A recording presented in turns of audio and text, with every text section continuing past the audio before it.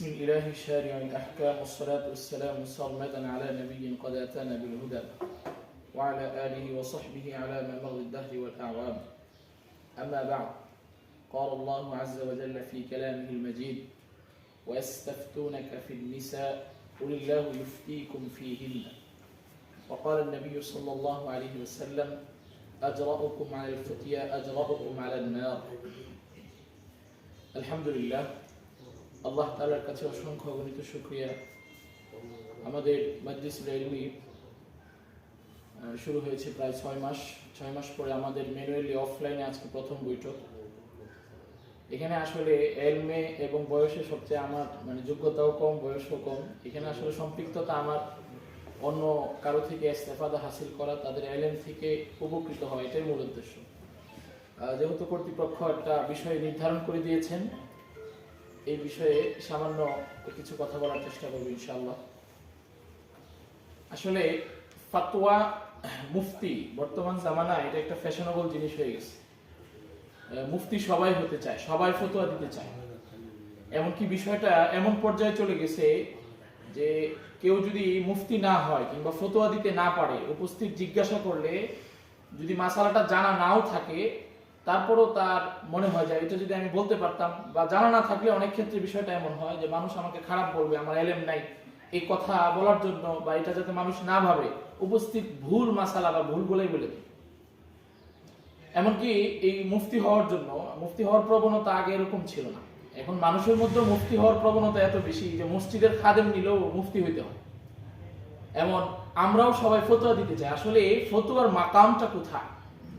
আল্লাহ নিজে ফতোয়া দিয়েছেন, ফতোয়া দেওয়া আল্লাহর সিফত। আল্লাহ বলছেন কুলিল্লাহু ইফতিকুম ওয়া ইস্তাফতুনাকা কুলিল্লাহু ইফতিকুম ফিল কালালা।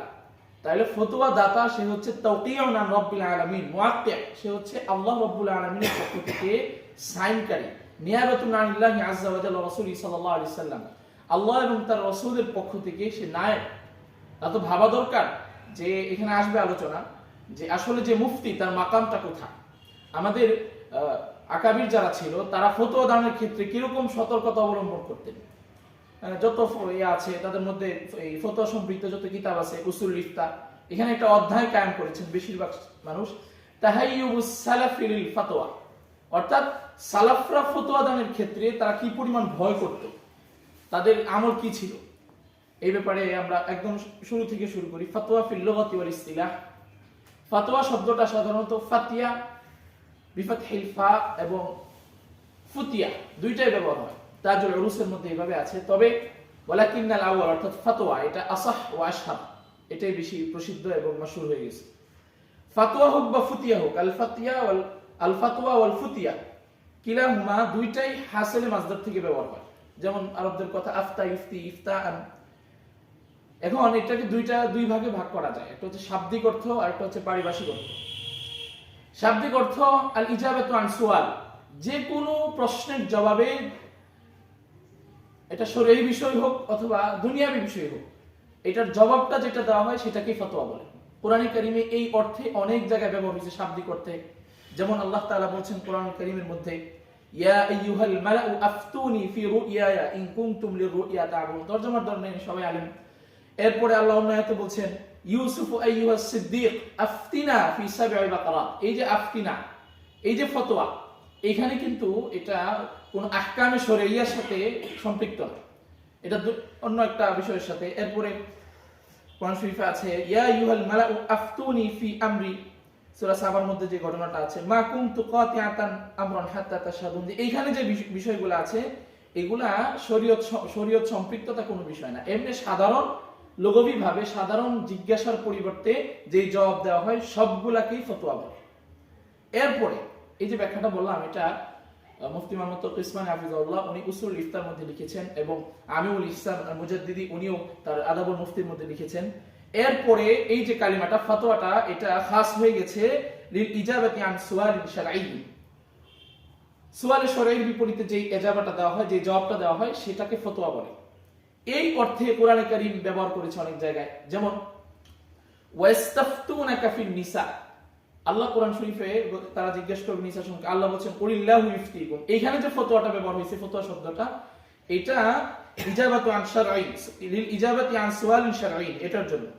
এবং অন্য জায়গায় আছে ইস্তাফতুনাকা কুলিল্লাহু ইফতিকুম ফিল কালালা, এইগুলাও লিল ইজাবাতি আন সুআলিন শারঈ এর জন্য ব্যবহার হয়েছে। এবং রাসূল সাল্লাল্লাহু আলাইহি ওয়াসাল্লামের অনেক হাদিসের মধ্যে ফি গায়রি ওয়াহিদিন মিন আহাদিস শরীফা, যেগুলোর মধ্যে হাদিসের মধ্যে ফাতওয়া শব্দটা ব্যবহার হয়েছে এই অর্থে, দ্বিতীয়টা অর্থ, অর্থাৎ যেটা ইসতিলাহি অর্থ। যেমন আল্লাহ রাসূল সাল্লাল্লাহু আলাইহি ওয়াসাল্লাম বলেছেন আজরাউকুম আলাল ফুতিয়া আজরাউকুম আলান নার।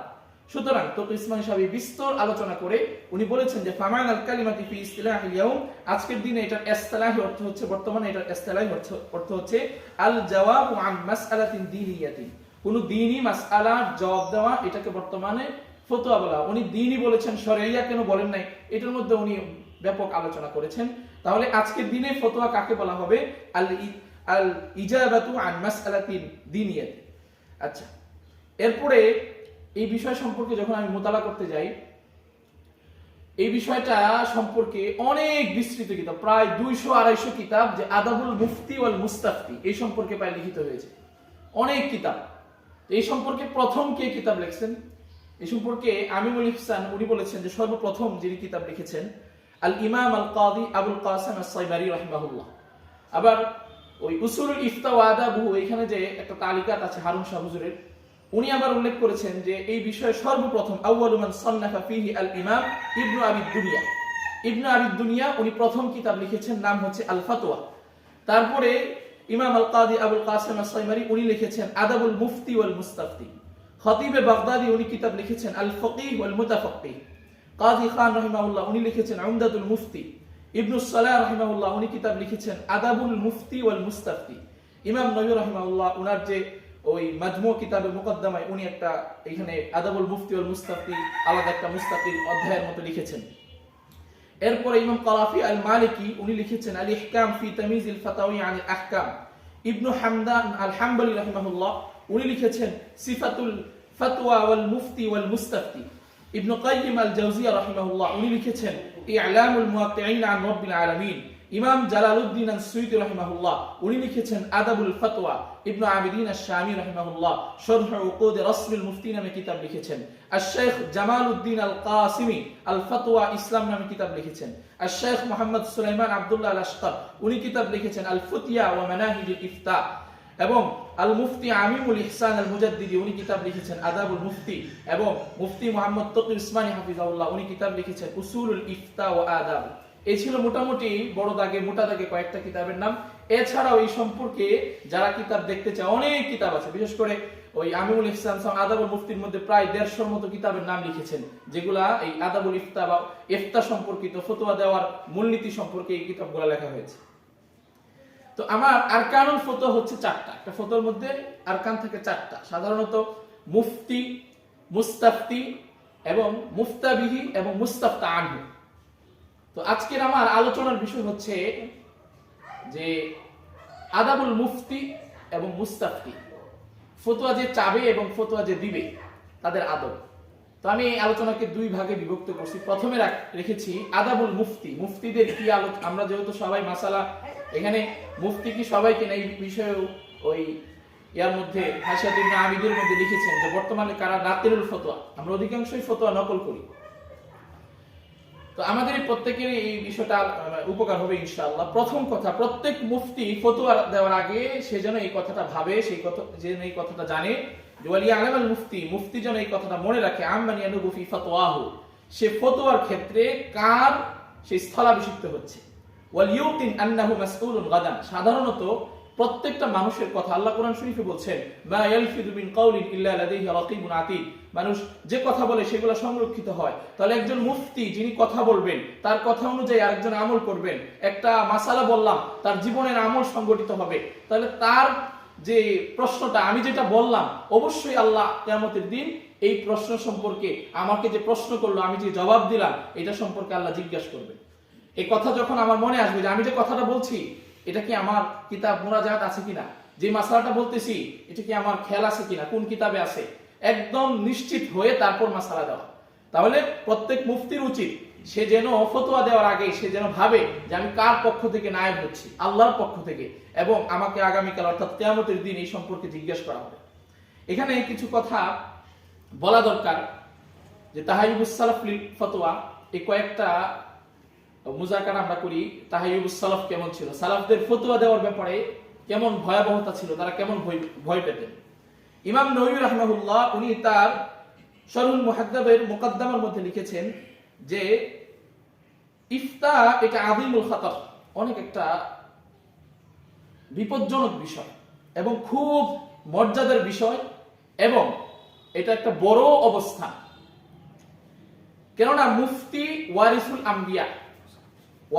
আম্বিয়া এবং ওয়াকাইমুল বিফরদিল কিফায়া, এবং ফরজে কিফায়ার কায়েম, এবং এটার শরার মধ্যে লেখা হয়েছে যে কখনো কখনো এটা ফরজে কিফায়া না, ফরজে আইনেরও কায়েম হয়। মুফতি কখনো এমনিতে ফরজে কিফায়ার কায়েম হয় এবং কখনো কখনো ফরজে আইনেরও কায়েম হয়।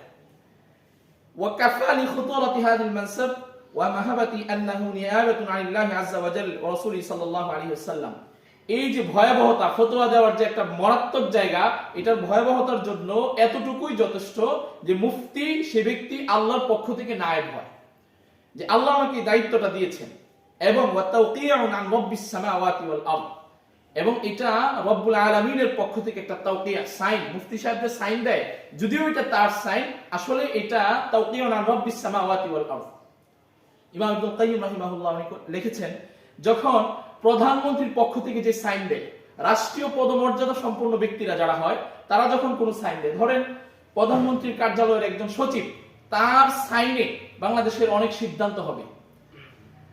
তো রাষ্ট্রীয় কোনো পদমর্যাদা সম্পন্ন ব্যক্তি যখন, উনি বলেছেন ইমাম ইবনুল কাইয়্যিম রাহিমাহুল্লাহ, ওহুয়া মিন আলামাতিস সানিয়াত, সবচেয়ে বড় পদমর্যাদা সম্পন্ন যে চাকরিগুলো আছে এটার মধ্যে একটা হচ্ছে যারা রাষ্ট্রীয় কাজ করে, রাষ্ট্রের পক্ষে সাইন দেয়, যারা রাষ্ট্রীয় ক্ষমতা থাকে, তাদের একটা সাইনে একটা সংবিধান প্রণয়ন হয়, একটা সংবিধান বাতিল হয়, রাষ্ট্রের বাজেট হয় তাদের পক্ষ থেকে। তো দুনিয়াবী সিদ্ধান্তের ক্ষেত্রে তার যদি এত মর্যাদা হয়, একজন মুফতি সে স্বয়ং আল্লাহ রাব্বুল আলামিনের পক্ষ থেকে সাইন দিচ্ছে, তাহলে তার মর্যাদাটা কেমন হবে? একজন রাষ্ট্রীয় সাইন দিলে রাষ্ট্রের পক্ষ থেকে তার মর্যাদা আছে, তার এটা একটা মিন আলামাতিস সানিয়াত, একটা উচ্চতম চাকরি, বড় একটা পদ, সে তার ভাবা দরকার যে আমার সাইনের কারণে এই বাজেট বাংলাদেশের মানুষের কাছে যাবে, আমি যেটা লিখবো সেটা পৌঁছবে। ঠিক তেমনি ভাবে একজন মুফতির একথা ধারণা থাকা দরকার যে আমি যে সাইন দিব, আমি যেটা তাওকিয়া করব, এটা আমার তাওকিয়া না, এটা রব্বিস সামাওয়াতি ওয়াল আরদ, আল্লাহ এবং তার রাসূলের পক্ষ থেকে আমি সাইনটা দিচ্ছি। এবং এই ব্যাপারে ওয়াকাফা লি খুতুরাতি হাযাল মানসিব, এই ভয়াবহতার জন্য, এই স্থানের যে কতটুকু ভয়াবহতা, এটার জন্য এতটুকু যথেষ্ট। আল্লাহ রাসূল সাল্লাল্লাহু আলাইহি ওয়াসাল্লাম বলেছেন, আজরাউকুম আলাল ফুতিয়া আজরাউকুম আলান নার। এই হাদিসের ব্যাখ্যায় হারুন শাহ হুজুর এভাবে লিখেছেন যে আজরাউকুম আলাল ফুতিয়া মানে কি? একজনে মাসালা জিজ্ঞেস করেছে একজনের কাছে, উনি মাসালাটা জানে না, দলিল নাই, কোনো প্রমাণ নাই, তারপরেও উনি এটাই বলতে থাকে। ওনার কাছে মাসালাটা স্পষ্ট না, ওনার জানা নাই মাসালাটা আসলে কি, যে কোনো একটা হইতে পারে। এটা তো আসলে আমি আল্লাহর পক্ষ থেকে সাইন দিচ্ছি, আমি আল্লাহ এবং রাসূলের পক্ষ থেকে স্থলাভিষিক্ত। দুনিয়ার একটা কাজের ক্ষেত্রে আমি তো এরকম জাহেল হইতে পারি না যে এই কাজটা হইতেও পারে, না হইতে পারে, মাথায় একটা আসতেছে এটা বলে দিলাম। কিন্তু আজ আল্লাহ রাসূলের এই হাদিসটা প্রত্যেকের মাথায় রাখা দরকার যে আজরাউকুম আলাল ফুতিয়া আজরাউকুম আলান নার। ফতোয়ার ক্ষেত্রে যারা অবাধ্যতা করে, সীমা লঙ্ঘন করে, নিজের জ্ঞান নাই তারপরও এটা বলতে চায়, কোন প্রকার ইলম ছাড়া ফতোয়া দেয়, আজরাউকুম আলান নার আকদাউকুম আলান নার, সে জাহান্নামের একদম অধিক পড়তে নিকটবর্তী হয়ে যায়। এরপরে ইবনুল বার রাহিমাহুল্লাহ উনি বিসানাদি ইলা উকবাত ইবনে মুসলিম উনি বলেন যে ক্বালা সাহিবতু ইবনে উমর 34 শাহরা, উনি ইবনে উমর রাদিয়াল্লাহু তাআলা আনহুর সহচর্য লাভ করেছেন প্রায় 34 মাস। তখন ফাকাসিরাম মা কানা ইসআলু ফায়াকুলু লা আদরি, ওনাকে যে মাসালা সম্পর্কে জিজ্ঞেস করা হতো উনি বলতো লা আদরি, আমি এই মাসালা সম্পর্কে জানি না।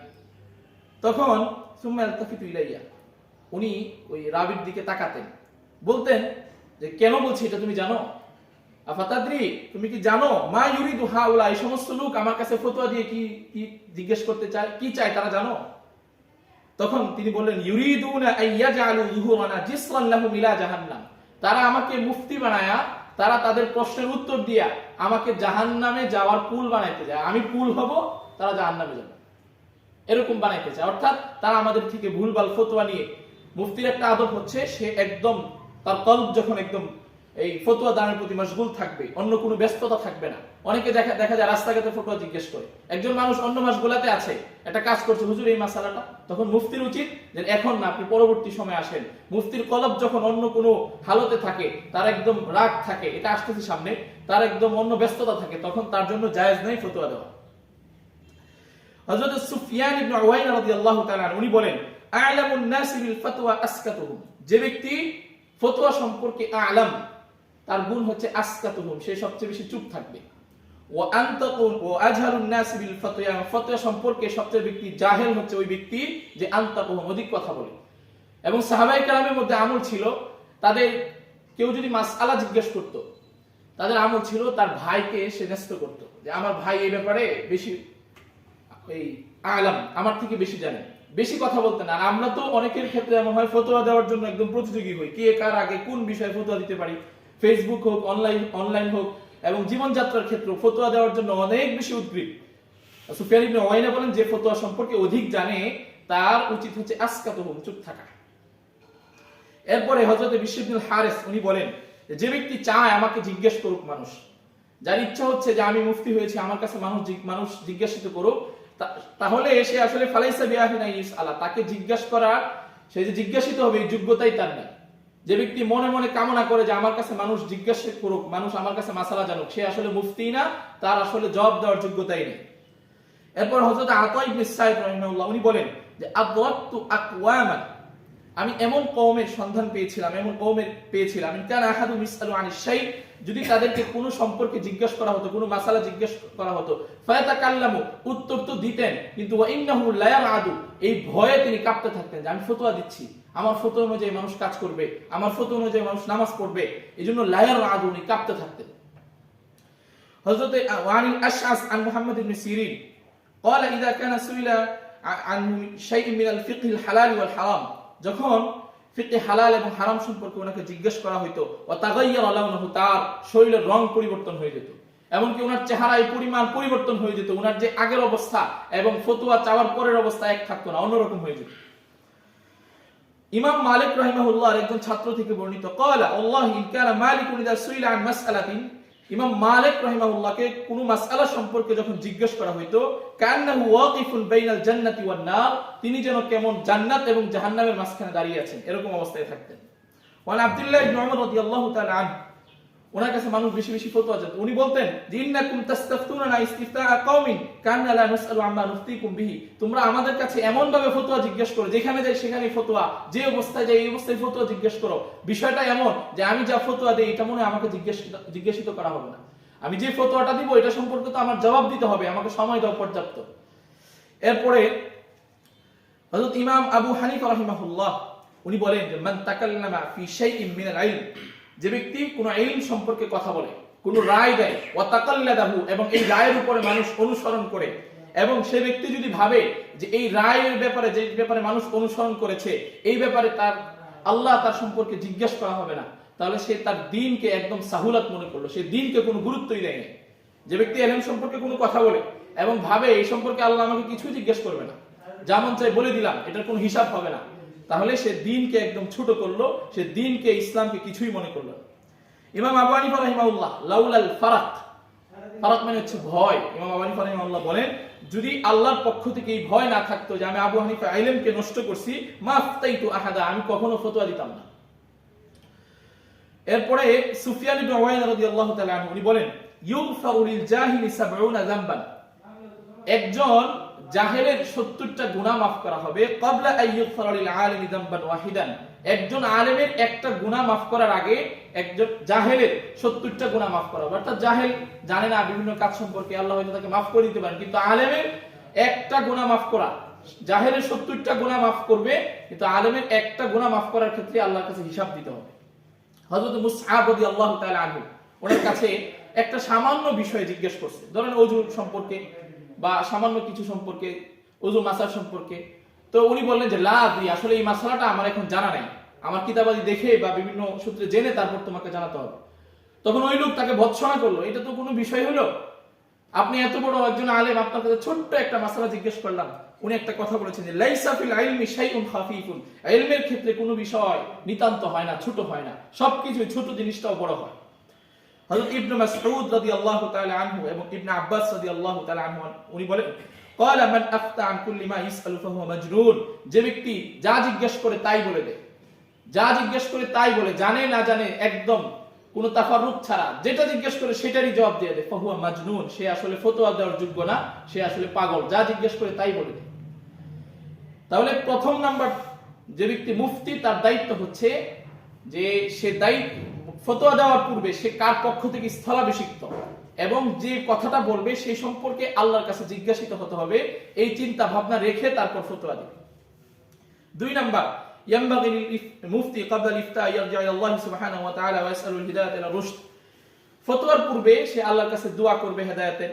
ইবনে সালাহ রাহিমাহুল্লাহ বলেন রুয়ান মাকহুল ওয়া মালিক রাদিয়াল্লাহু তাআলা আনহুমা ইন্নাহুমা কানাতা লা ইফতানা হাত্তা ইয়াকুলা, তারা ততক্ষণ পর্যন্ত ফতোয়া দিতেন না যতক্ষণ না তারা বলতেন লা হাওলা ওয়ালা কুওয়াতা ইল্লা বিল্লাহ। সুতরাং এই যুগে মুস্তাহাব হচ্ছে ফালিয়াকুল ইদা আরাদাল ইফতা, যখন ব্যক্তি ফতোয়া দেওয়ার ইচ্ছা করবে, আউযু বিল্লাহি মিনাশ শাইতানির রাজীম সুবহানাকা লা ইলমা লানা ইল্লা মা 'আল্লামতানা ইন্নাকা আনতাল আলিমুল হাকীম ফাফাহহামনাহা সুলাইমান রাব্বিশরাহ লি সাদরি ওয়া ইয়াসসির লি আমরি ওয়াহলুল 'উকদাতাম মিন লিসানি ইয়াফকাহু কওলি লা হাওলা ওয়ালা কুওয়াতা ইল্লা বিল্লাহিল আলিয়্যিল আযীম সুবহানাকা আল্লাহুম্মা ওয়া হানানাকা আল্লাহুম্মা লা তানসিনি ওয়া লা তানসিনি আলহামদুলিল্লাহি আফদালাল হামদ আল্লাহুম্মা সাল্লি আলা মুহাম্মাদ ওয়া আলা আলিহি وسائر النبيين الصالحين اللهم وفقني واهدني وسددني واجمع لي بين الصواب والثواب। এই সমস্ত কথা যখন বলবে শেষে দিয়ে উনি বলছেন আরো অনেক দোয়া বলেছেন। আমাদের আকাবিরদের আমল ছিল যখন তাদেরকে কোনো সম্পর্কে জিজ্ঞেস করা হতো, ইবনুল কাইয়্যিম রাহিমাহুল্লাহ উনি বলেন যে মুফতিকে যখন ফতোয়া সম্পর্কে জিজ্ঞেস করা হয় সে সহিহ হাদিস দ্বারা দোয়া করবে কি আল্লাহুম্মা রাব্বা জিবরাইল ওয়া মিকাইল ওয়া ইসরাফিল ফাতিরাস সামাওয়াতি ওয়াল আরদ আলিমুল গায়বি ওয়াশ শাহাদা। যখন ব্যক্তি এগুলোর উপর আমল করবে তখন আশা করা যায় আল্লাহ তাআলার পক্ষ থেকে সে তৌফিক প্রাপ্ত হবে। 3 নাম্বার, ইয়ামবাগি লিল মুফতি, মুফতির জন্য উচিত হচ্ছে এমন কোন মজলিসে যদি তার জন্য প্রশ্ন করা হয় যে মজলিসে তার চেয়ে আলাম ব্যক্তি আছে, একটা মজলিস এবং যেখানে তার চেয়ে জ্ঞানবান ব্যক্তি আছে, তাহলে তার জন্য উচিত হচ্ছে যে ব্যক্তি আলাম বিল ফতোয়া তার দিকে উত্তরটাকে নিসবত করা, যে আমার কাছে দিয়েছেন উনি আমার থেকে বেশি যোগ্য, ওনার কাছে জিজ্ঞেস করেন, বা প্রশ্নটাই সরাসরি ওনার কাছে বলা যে উনি আপনি এই সম্পর্কে ফতোয়া দেন। তারপরে যদি ওই ব্যক্তি আলাম যিনি আছেন তিনি যদি আবার তাকে আমির বানান যে না ঠিক আছে তুমি দাও, তাহলে অসুবিধা নাই ওই ব্যক্তির ফতোয়া দিতে। এরপরে ইয়ামবাগি লিল মুফতি, মুফতির জন্য উচিত হচ্ছে যতক্ষণ পর্যন্ত অন্তরে তামানিনাত না আসে, আত্মতৃপ্ত না আসে যে সিহাতুল জবাব কোনটা, এই পর্যন্ত সে জবাব দিবে না। যত সহজেই বিষয় হোক, যত ওই মুস্তাফতি যতই তার কাছে হাত করুক, একদম তাড়াতাড়ি বলে দেন আমার মাসলাটা অনেক জরুরি, অনেক সমস্যা, যত কিছুই করুক, মুফতি ততক্ষণ পর্যন্ত ফতোয়া দিবে না যতক্ষণ না তার অন্তর দৃঢ় সাক্ষী দেয় যে আমি যে মাসলাটা বলতেছি এটার উপরই ফতোয়া, এটাই মুস্তাবিক কর।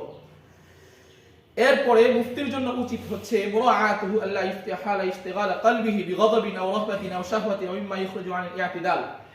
সে এমন পরিস্থিতিতে ফতোয়া দিবে যে সময় তার কলব একদম ফতোয়ার প্রতি রুজু থাকবে, তার কলব অন্যদিকে মায়াল থাকবে না, শাহওয়াত থাকবে না, রাগ থাকবে না, এবং অনেকে লিখেছেন যে এত পরিমাণ ঠান্ডায় সে কষ্ট পাচ্ছে এই সময় সে ফতোয়া দিবে না, অথবা এত গরমে সে কষ্ট পাচ্ছে সে ফতোয়া দিবে না। অর্থাৎ যে বিষয় তাকে ইআতিদাল থেকে সরিয়ে দিতে পারে এমন সব বিষয় একজন মুফতির জন্য ফতোয়া দেওয়া উচিত না। এরপরে আওয়াম যদি মুস্তাফতি যদি আওয়াম হয়, একজন আওয়াম মুস্তাফতি মুফতি সাহেবের কাছে ফতোয়া জিজ্ঞেস করছেন, তাহলে মুফতির জন্য উচিত হচ্ছে একদম শুরুতেই উত্তরটা লিখে দাও। আহসান হচ্ছে যে আইয়াতিয়া ফি বিদায়াতিল জওয়াবি বিহুকমিল মাসআলা, যাতে করে স্পষ্টভাবে সে বুঝতে পারে, প্রথমেই দলিল আদিল্লার আলোচনা না করা। হ্যাঁ, তবে যদি মুস্তাফতি আলেম হয় তাহলে দলিল প্রথমেই নিতে পারে। এরপরে মুফতির জন্য উচিত হচ্ছে যে সে দলিল দিবে এবং যে মাসআলাটা লিখবে একদম বিইবারাতিন সাহলাতিন, একদম সহজ ইবারতে লিখবে, যাতে দুনিয়ার প্রত্যেক আলেম এবং প্রত্যেক আম মানুষ এটা বুঝতে পারে।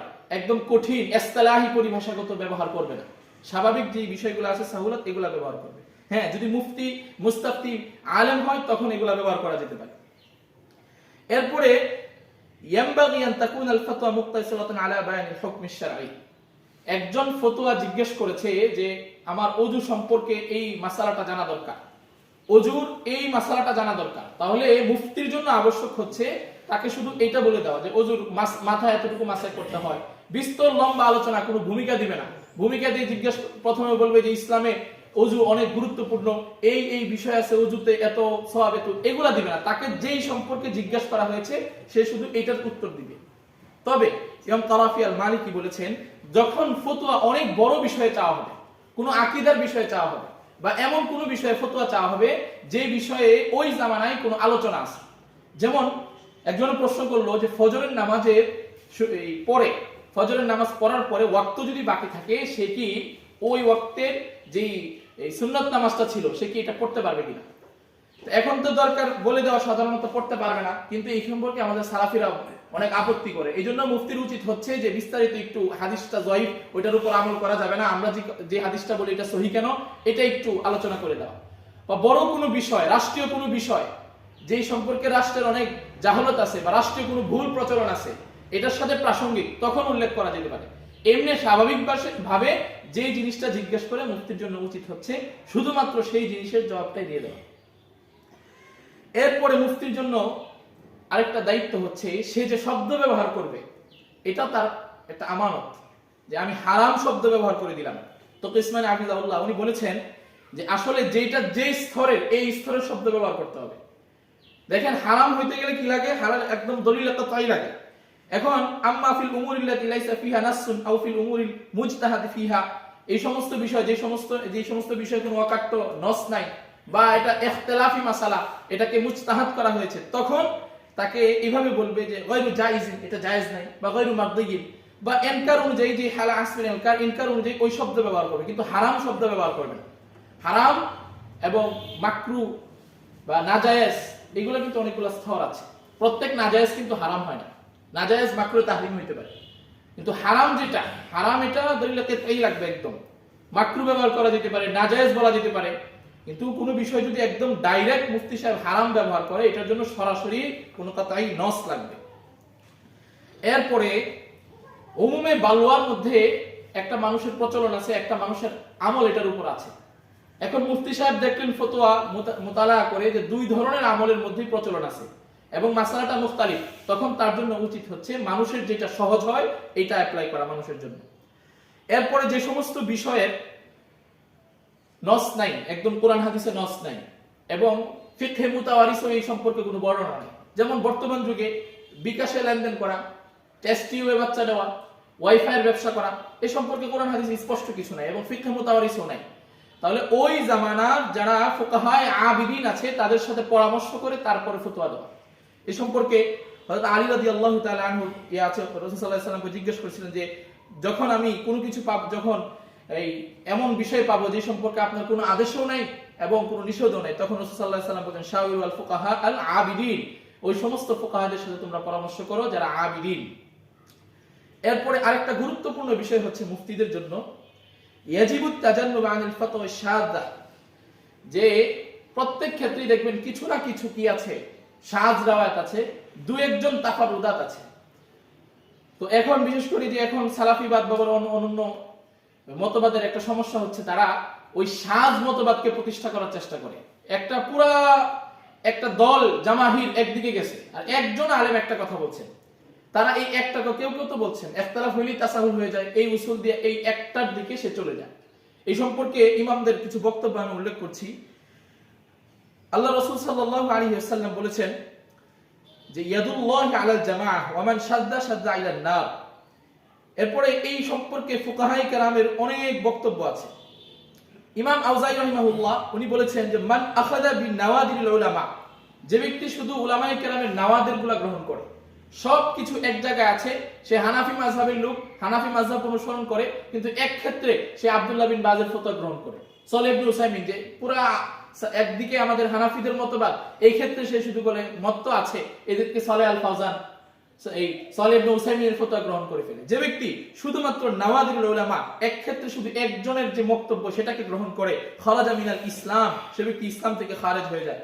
ইমাম যাহাবী রাহিমাহুল্লাহ উনি বলেন যে ব্যক্তি শুধুমাত্র রুখসত মাযহাবকে গ্রহণ করে, সব জায়গায় খুঁজে খুঁজে যেই মাযহাবটার মধ্যে রুখসত দেওয়া আছে, যেটা পালন করতে সহজ, কষ্ট হয় না, সব মাযহাব মিলায় শুধু যে রুখসত আছে সেটাকে গ্রহণ করে, তাহলে সে ব্যক্তি মুজতাহিদিনে কেরামের জিল্লাতকে বা পদস্খলনকে অনুসরণ করে এবং তার দ্বীন একদম সে দিনকে অনেক ছোট মনে করলো, দিনকে কোনো গুরুত্ব দেয়নি। ইমাম আউজাবী রাহিমাহুল্লাহ উনি বলেছেন, যে ব্যক্তি মান আখাযা বিকাউলিল মাক্কিয়িন ফিল মুতা বিবাহের ক্ষেত্রে যে ব্যক্তি মক্কাবাসীদের মতকে গ্রহণ করবে, ওয়াল কুফিয়িনা ফিন নাবিদ এবং নাবিজের ক্ষেত্রে যে কুফিয়িন, ওয়াল মাদানিয়িনা ফিল গিনা ওয়াশ শামিনা ফি ইসমাতিল খুলাফা ফাকাদ জামা আশ-শাররা, যে ব্যক্তি এরকম মতকে, বিভিন্ন মত আছে অনেকের ক্ষেত্রে, তাফারুদাত আছে, যে ব্যক্তি এরকম তাফারুদাতকে গ্রহণ করবে ফাকাদ জামা আশ-শাররা, সে যেন সমস্ত অকল্যাণকে জামাত করলো। ইমাম আহমদ ইবনে হাম্বল রাহিমাহুল্লাহ বলেন, যে ব্যক্তি সব রুখসতের উপর আমল করে, বিকাউলি আহলিল কুফা ফিন নাবিজ, নবিজের ক্ষেত্রে আহলে কুফার আমল করে, ওয়া আহলুল মাদিনাতি ফিস সামা, সামার ক্ষেত্রে মদিনাবাসী, ওয়া আহলে মাক্কা ফিল মুতার ক্ষেত্রে হচ্ছে মক্কাবাসী, কানা ফাসিকান, তাহলে সে ব্যক্তি ফাসিক। ওয়া ক্বালা মা'মার রাদিয়াল্লাহু তাআলা আনহু, যে ব্যক্তি শুধু গ্রহণ করে ওই এই এক কথাই মদিনার বিকাউলি আহলিল মাদিনাতি ফিস সামা, সামার ক্ষেত্রে আহলে মদিনা ইয়ানি আল গিনা ওয়া ইকরানুন নিসা ফি আদবারিহিন্না, وبقول أهل مكة في المتع والصرف، وبقول أهل الكوفة في المسكر، وكان أشر عباد الله تعالى شيء أشر العباد। এরপর সুলাইমান আত-তাইমি বলেন, যে ব্যক্তি শুধু রুখসতগুলা আমল করে, যে ব্যক্তি জামাহের বাদ দিয়ে, উলামায়ে কেরামের সর্বসম্মত সিদ্ধান্ত বাদ দিয়ে শুধুমাত্র নামাজের উপর আমল করে, সে ব্যক্তি সমস্ত অকল্যাণকে এক করলো তার মধ্যে। এরপরে সর্বশেষ মুফতিদের একটা দায়িত্ব হচ্ছে, ইমাম সাইমিরি রাহিমাহুল্লাহ উনি বলেন যে ইয়ানবাগি লিল মুফতি ইযা রাআ লিসাইল তরিকান, যখন মুফতি সাহেব মুস্তাফতিকে বাঁচানোর কোনো পথ দেখবে, এক্ষেত্রে যেমন এক ব্যক্তি হলফ করেছিল, কসম করেছিল যে আমি আমার স্ত্রীকে কোনো প্রকার নফকা দিব না, তখন তাকে এইভাবে বলা হবে যে তুমি নফকা না দাও 1 মাস, আমি তাকে কোনো নফকা দিব না, কোনো খরচ দিব না, এক কাজ করো, তুমি তাকে তার যে মোহর আছে এই মোহরটা দিয়ে দাও, অথবা তুমি তাকে ব্যবসা হিসাবে ব্যবসা করো, তার থেকে ব্যবসা হিসাবে পণ্য কিনো, অথবা তাকে খরচ দাও। অর্থাৎ বাঁচানোর সিস্টেম। 1 মাস তো একজন মহিলাকে খরচ না দিলে সেই মহিলা চলতে পারবে না। এবং আবু হানিফা রাহিমাহুল্লাহর ক্ষেত্রে একটা মাসালা আছে যে এক ব্যক্তি হলফ করেছিল যে আমি রমজান মাসে আমার স্ত্রীর সাথে দিনের বেলা অতি করব। এখন উনি চাচ্ছে যে এমন একটা উপায় বলে দেন যে আমি কাফফারাও দিব না, আবার গুনাহগারও হব না। তখন ইমাম আবু হানিফা রাহিমাহুল্লাহ বলেন যে সাফির বিয়া, তুমি তাকে রমজান মাসে নিয়ে সফর করো, তো রমজান মাসে সফর করলে তার তো রোজা আবশ্যক হয় না, তখন তুমি তাকে অতি করতে পারবা, তখন এই আবশ্যকটা হয় না। ঠিক এই জামানায়ও অনেক বিষয় আছে, ফুকাহে কেরাম এগুলা অবলম্বনও করেছেন। এক ব্যক্তি বলল যে আমি এই মহিলাকে ছাড়া যাকেই বিয়ে করবো তাকেই তালাক, ঘটনাক্রমে এই মহিলা মারা গেছে, তাহলে এই ব্যক্তির জন্য কি উচিত? তো উলামায়ে কেরাম পথ দেখিয়ে দিয়েছেন যে অন্য একজনকে ওকিল বানাবে, সে তাকে অনেক সিস্টেম আছে, এরকম অনেক মাসালা আছে। ঠিক তেমনি ভাবে মুফতির উচিত যদি কোনো পদ্ধতি থাকে, বাঁচা গুনাহ করে ফেলছে বা বিভিন্ন সিস্টেমে একটা অসংলগ্ন কথা বলে ফেলছে, তাহলে মুফতির জন্য উচিত যদি কোনো পথ থাকে তাহলে সেই পথ তাকে দেখিয়ে দেওয়া। এখন আমরা আদাবুল মুস্তাফতি, এতক্ষণ তো গেল মুফতি সম্পর্কে আলোচনা। এই সার আলোচনার বিষয় এতটুকুই যে একজন মুফতি সে আল্লাহর পক্ষ থেকে নায়েব এবং আল্লাহ এবং তার রাসূলের পক্ষ থেকে সাইনকারী, সে তাওকিয়ান আন রাব্বিস সামাওয়াতি ওয়াল আরদি, আল্লাহর গুণ হচ্ছে ফতোয়া দেওয়া, সে আল্লাহর পক্ষ থেকে নায়েব। সে যখনই ফতোয়া দিবে সে এই কথা যাতে না ভুলে যে আল্লাহর পক্ষ থেকে আমি স্থলাভিষিক্ত, আল্লাহ আমাকে দায়িত্ব দিয়েছেন, আমি যা লিখবো এবং সাজ নওয়াদের এগুলা যাতে না বলে। তাইয়ুবুস সালাফিল ফতোয়া বললাম যে সম্পর্কে একদম তমানিনাত আছে, আত্মতৃপ্তি আছে, একদম সঠিক জানা আছে যে এটার উপরই ফতোয়া, তারপর সে ফতোয়া দিবে। মুস্তাফতির আদব হচ্ছে 1 নাম্বার, মুস্তাফতি মুফতিকে অসম্মানের সাথে কথা বলবে না এবং তাকে ইশারা করে এইটা সেটা বলবে না যে এটা লেখেন ওইটা লেখেন বা আপনার কি মত এটা সেটা, কোনো জবাব লিখতে তাকে বাধ্য করবে না। এবং সে এমন ভাবে মাসালা উপস্থাপন করবে না যে আমার মুস্তাফতির রায় একদিকে চলে যায়, এটা যাতে মুফতি বুঝে যে আমার মনটা চাইতেছে এইটা, এরকম ভাবে প্রশ্নটা করবে না। প্রশ্নটা একদম স্বাভাবিক ভাবে করবে এবং মুফতিকে কাজের স্বাধীনতা দিবে, কোনো প্রকার হস্তক্ষেপের চেষ্টা করবে না।